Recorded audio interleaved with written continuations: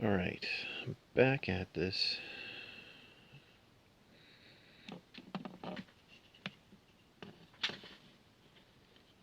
There, look at that. Doesn't look too awful bad. So, the next thing I need to do is, I guess I should install the primary rear light. Right. Okay, so this is my commentary. This is the first time I've ever done this. The video you're seeing has been sped up 4 times its speed. And it's just me installing the LEDs using the tacket, the blue tacket. Basically, 99% of this video has been sped up 4 times the speed. So you can well imagine 20 some odd minute video times 4. Actually more than that. I think the average I spliced together, most of these videos are 40 minutes long, and it's just me tinkering, figuring out what I wanted to do with the LEDs and how to install them, trying to reduce light bleed, also securing the LEDs in place so they don't move. You know, it's a semi-permanent installation using that blue tacket stuff. You know, I've never had installations long period to see how this stuff degrades. But as you can see there, I'm just testing the LED in place. Unfortunately, I didn't have black heat shrink tubing, so a little extra work needs to be done to hide that light bleed. But all in all, it works well. I mentioned before that the gray tacket, when it lights behind it, it luminesces, so it doesn't reduce light bleed, but the pigment of the blue seems to kill the light quite well.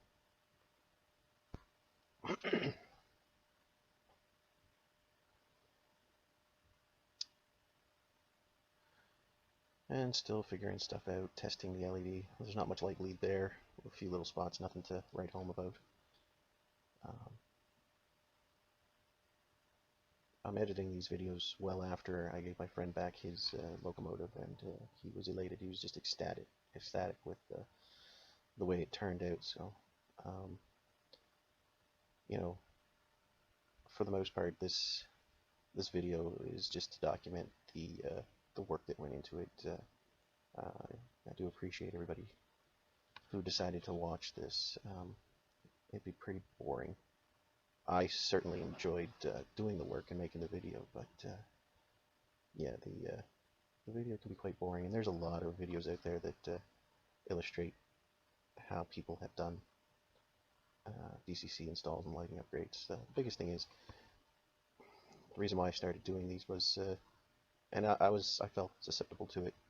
You start with the project, you record your video and your intentions, and then the project is done and you don't know how it's done. Now that a lot of more videos are out there now showing how it's done, but I thought I'd contribute a little bit as well. Now here I'm using the tacket on the other end of the locomotive, which would be the forward end, since this locomotive ran long hood forward. And I'm just installing the crystals on the side. Now, I may have explained in a previous video, but I'll re-explain it. I chose to do this rather than having the LED directly behind the face of the glass or plastic crystal, because I noticed you see the outline of the LED, it doesn't luminesce properly, it shines through, and of course it fades as it gets to the edge. So my theory was to let the light shine through the crystal, even though it's not directly facing out, but then it would illuminate the whole number board and be more of a uniform light. And at the end of the videos, I was pleased enough with it. I probably could have done a few things better, but you know how it is. Live and learn, and go from there. Probably should have cut the crystals down, the you know, for the light channels on the number boards. They were probably a smidge too big. I probably could have halved that again. But I made it all work and I made it all fit. In here I'm just putting more tacket on just to try to kill that light bleed. Those LED testers, I saw those on a YouTuber that I really like watching, Pile of Stuff.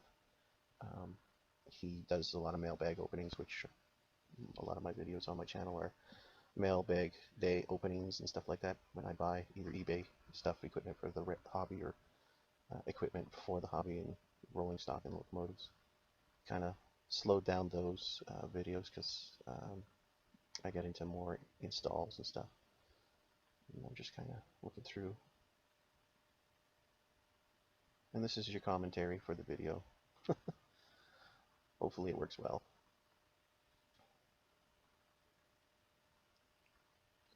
I'm glad I sped it up. I'd hate to do commentary on, you know, 1:1 speed. There, that's pretty good. That you'll see. I put the tube there to reflect the lighting off of it, and it worked. No light bleed. Now I'm moving on to the truck ground lights.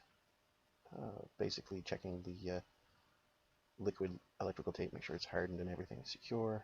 Now I'm just threading through the wires up through next to the flywheel. Part of the reason why I was doing this, I canceled out the regular audio. My workshop's in my basement. We have a kind of a rec room, television room down here, so other family members wanted to watch television, and there was some comments about me talking on the video, thinking that I was talking to them, and it cut to the point where I was like, just we'll talk and we'll do our thing, and I'll cut the audio out of the video and do this overdubbing. So well, that's what it is. So here I'm securing the truck ground lights just with some CAs and some crazy glue. This here, keep in mind, I'll give you a little foreshadowing, this causes a problem. So yeah, I didn't want the wires to get too close to the flywheel. I don't like causing any extra friction. The biggest reason is I didn't want noise to travel through while the locomotive was operational. But you'll see in a minute that I'll glue it down, and I'll use some accelerator for the CA to set it. That's really cool stuff. I just happened to luck into that. Never knew anything about it. I've seen it on YouTube videos. Then Kathy, what's her name? Kathy Mallet or Maye? I can't remember how you pronounce her last name, but she's a super duper modeler from the UK. And anyway, I saw a video of hers where they were using this spray that you spray on, and it sets the CA super fast. There it is there. And I ended up buying some product. I think it was maybe the end of a collection, and it came with paints and stuff like that, and I didn't know what it was at the time, and a few years later I found out what it was, and holy smokes, I love it. And it doesn't even smell that bad. It's not like it's a really bad chemically smell. It's not too bad. So yeah, where that CA and was set, yeah, there's a problem, a future problem there. But unbeknownst to me at this time, I was more concerned of getting things wired up.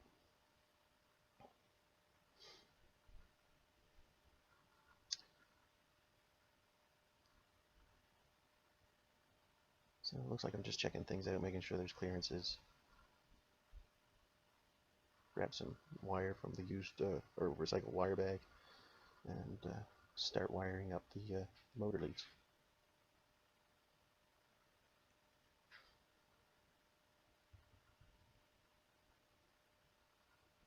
This install wasn't overly challenging, but it took a long time. You know, I had the LEDs pre-wired, and I did that myself for the surface mount LEDs for the truck lights. And as I said, the majority of this video is sped up to 4 times its speed.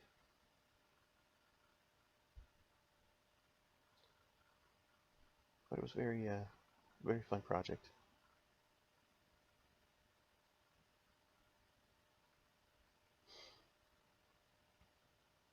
Just choosing the wire, orange and gray for the motor leads. This is a neat little device. It sucks up melted solder. I have some of the other ones where they're just little rubber balls and you squeeze them in and suck it up and you let it go, but they bounce around. So this one here is a plunger on a spring, and it sets, and when you melt the solder and put the tip next to it, you press a button and it spring action sucks it up. It's pretty cool. Same thing, I'm pretty sure I saw that on Mailbag Day from was it Mailbag Monday on Pile of Stuff? Really cool. He's a model railroader as well, but he dabbles a crap load into electronics, tears things down and stuff. Real fun videos to watch, in my opinion. Now, the suction device, after I saw that and bought it, I saw that there was a more technical device as well. I believe it's similar to a soldering iron, but it melts the solder and sucks it up through vacuum or something. It might even be more electrical. It's pretty cool.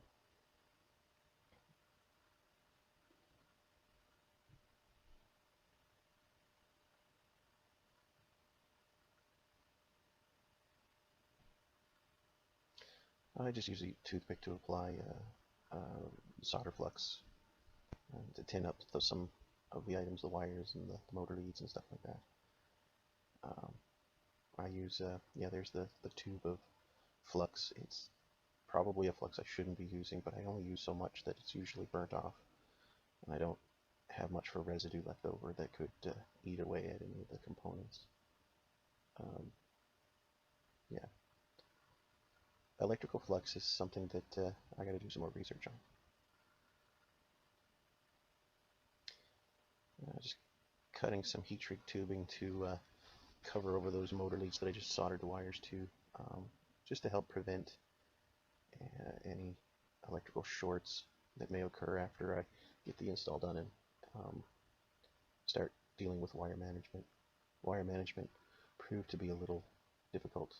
I'm just using the X-Acto knife to hold it into place until the heat shrink, or was it a screwdriver, needless to say, just holding the heat shrink tubing in place until it melts to a point that it won't slide around.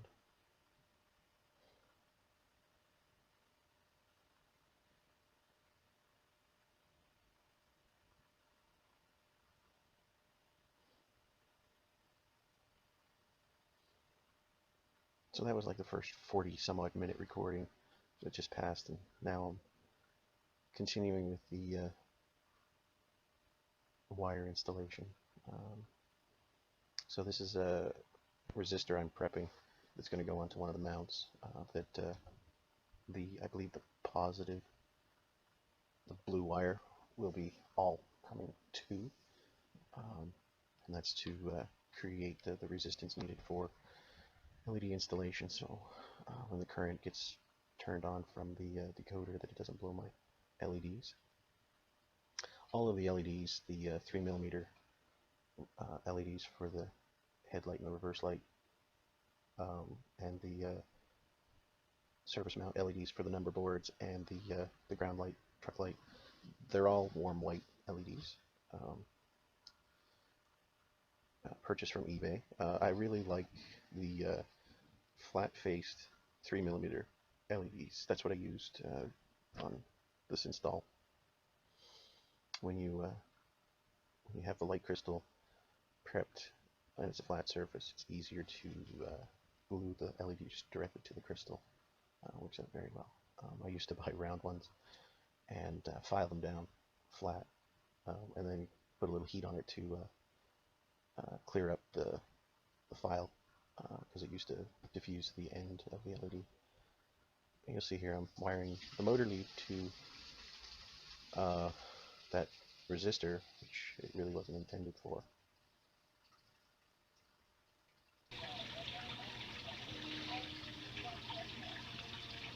Oh, I did the wrong one. That's funny. Too funny.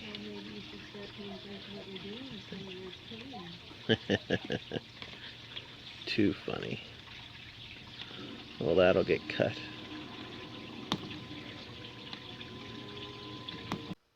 And we're back up to super fast mode. I thought I'd leave a little audio in there from the original recording. And yes, mistakes happen, but it's relatively easy to be fixed. Adding some solder flux to the other pads on the decoder board. Now these PNP boards are really cool, the way that ESU made them modular. This is essentially a board replacement, but the decoder's not attached. It's like a decoder buddy, which are now more readily available than when I first would have loved to have had one. Needless to say, I think it's still pretty neat, easy to wire up, for sure. So yeah, that's the purple wire. I must be doing the wire leads for the speaker now.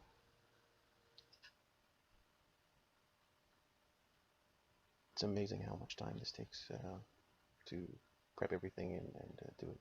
You know, I did a couple evenings on this, hour or two each or more, and I mean, it's an enjoyment. It's the hobby, for sure. You don't get rich doing this stuff, but it's not about any money. It's about coming up with an idea, helping a friend, and you know, being proud of getting something to work well.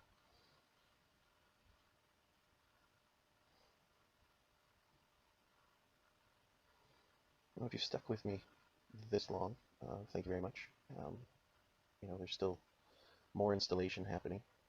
You know, all I'm doing is soldering, prepping wires, and um, getting everything going. So this is one of the motor leads to the proper pad. I think I decide to run the orange wire between the motor and the decoder board. Just trying to think of advanced wire management. I'm not sure if it was a good idea, but I went with it anyway. Yeah, trying to think of wire management in advance. So I ended up tucking the gray wire and the motor lead under the board as well.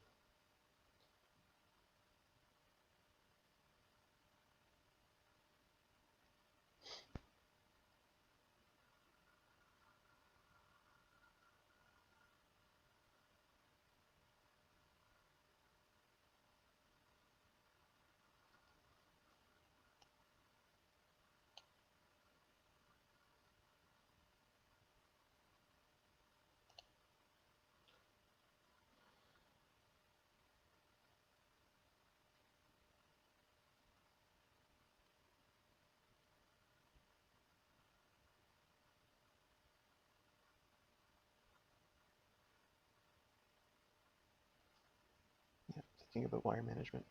I managed to tuck most of those wires underneath the board between the motor and the board. That seemed to work out okay. Well, it looks like I'm doing the same thing with some of the magnet wire from the truck LEDs. I used magnet wire to reduce the size and the sectional area of the wire and easy to conceal. Now you would have noticed that I had leads on those wires. Now I did that on purpose so I knew which one was positive. And now I'm just soldering it all together. I left an extra exorbitant amount of wire. I should have trimmed those back, but I didn't.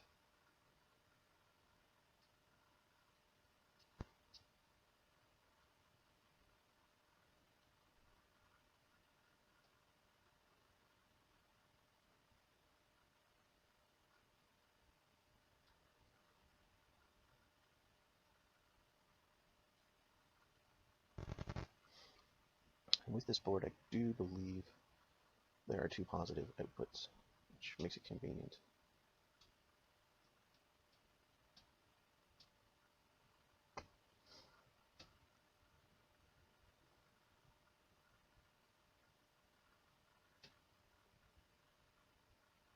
I use the tweezers sometimes to twist the wire leads together. Um, yeah, hard to do it with big fat fingers sometimes.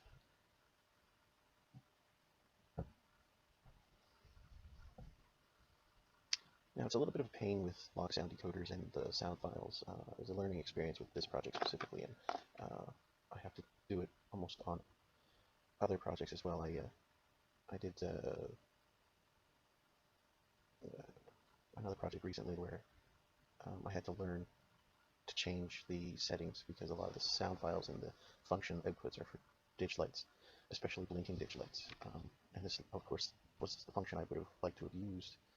So I set it up with one of those, and I had to go into the Loksound programmer and basically tell it that it's not a blinking ditch light. It's just a regular light. As I said, it was a learning curve, but it's part of the reason why I do it.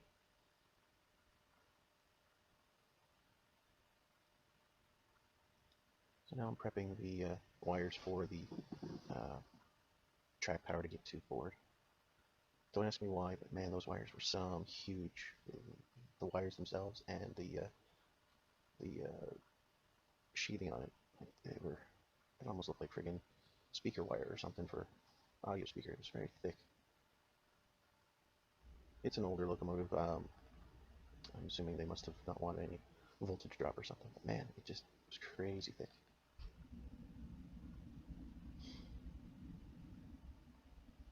Like it, with all of the solder, it acted as a heatsink. Naturally, it was just crazy. It was just pulling the heat away and not doing what it should have. But you deal with it.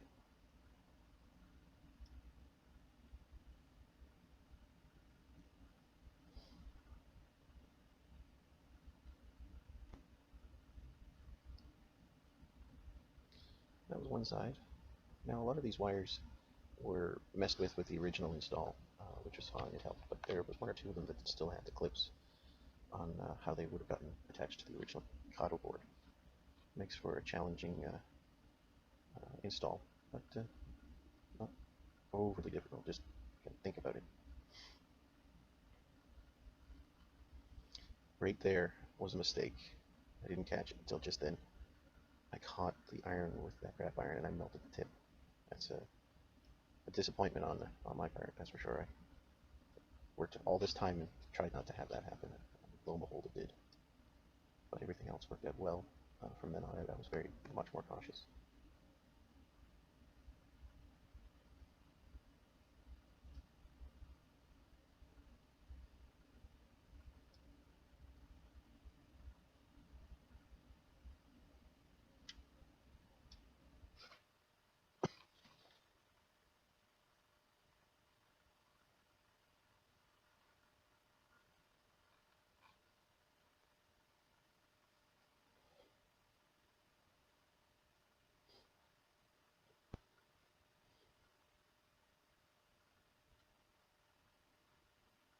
At this point, I'm probably getting frustrated with trying to pull that tab off, and yep, I just cut it off.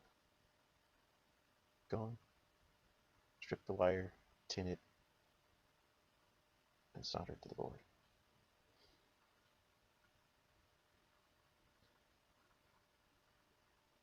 It doesn't have as much slack on the wire. So we're down to the last couple of minutes, and now I'm starting to wire up the leads for the lights.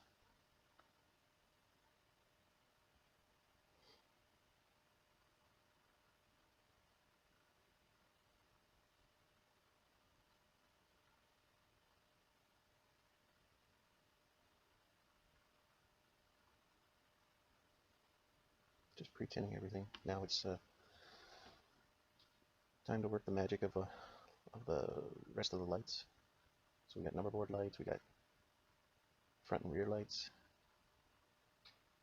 So it looks like I'm tackling the front light first, maybe?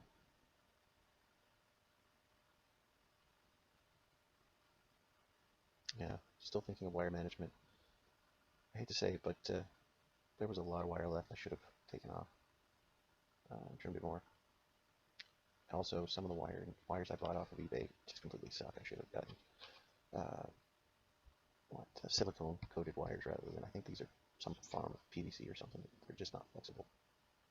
I have in mind tossing them and then just buying all new, very flexible thin wire.